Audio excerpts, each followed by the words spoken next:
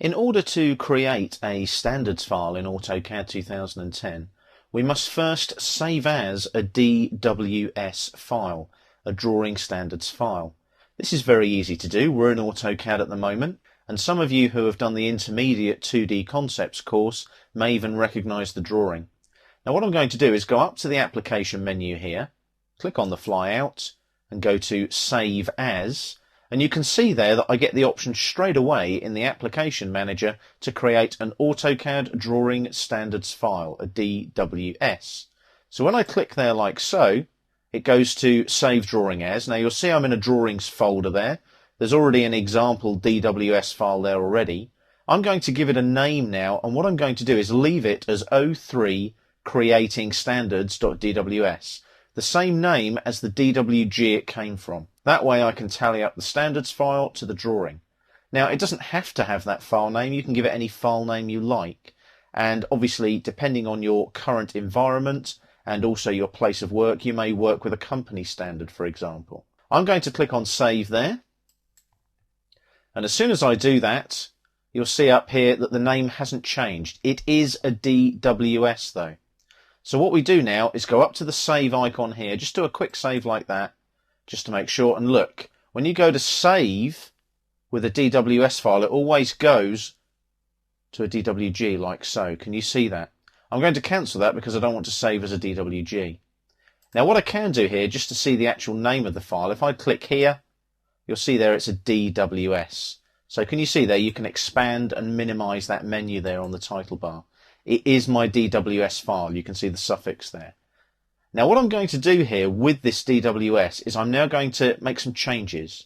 I'm going to go to the Layer Properties Manager here and have a look at the layers that I need to get rid of. So I'm going to scroll down here, and these are the layers that I'm going to get rid of because I want to use my actual layer terminology here. Now to do that, the easy way is to close this, close Layer Properties Manager, and I'm going to delete everything in the drawing.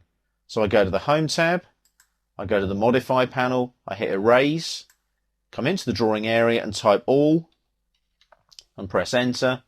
It'll select everything, press Enter again.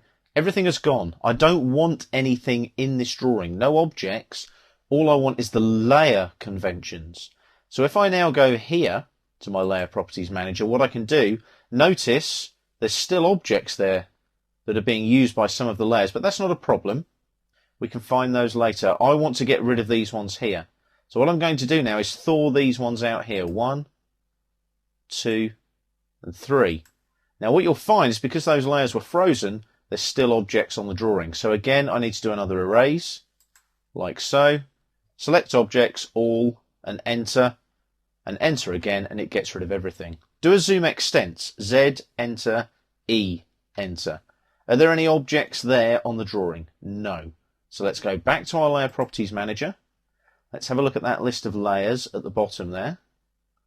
And as you'll see there, I've got title block and viewports. Well, I don't need to worry about those because they're in the Layout tabs. But I do need to get rid of these layers here that aren't in the Layout tab. So I just select them.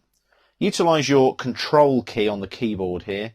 And if you hold down Control, you can just select by left-clicking on each layer that you want to take out of the DWS file. I then go to delete here. Now I know I can delete these layers because the little paper sheet here is grey rather than blue, indicating that the layers aren't being used. Delete those, they're gone. So I've only got def points, title block and viewports that adhere to the old layering convention. I now close the Layer Properties Manager here. I now go up to here to the application menu, do a Save As again. Click here now. I can find DWS here as well. I don't have to use the DWS on the application menu. I'm going to save over the one I originally created here. Click on Save. Do I want to replace it? Yes, I do.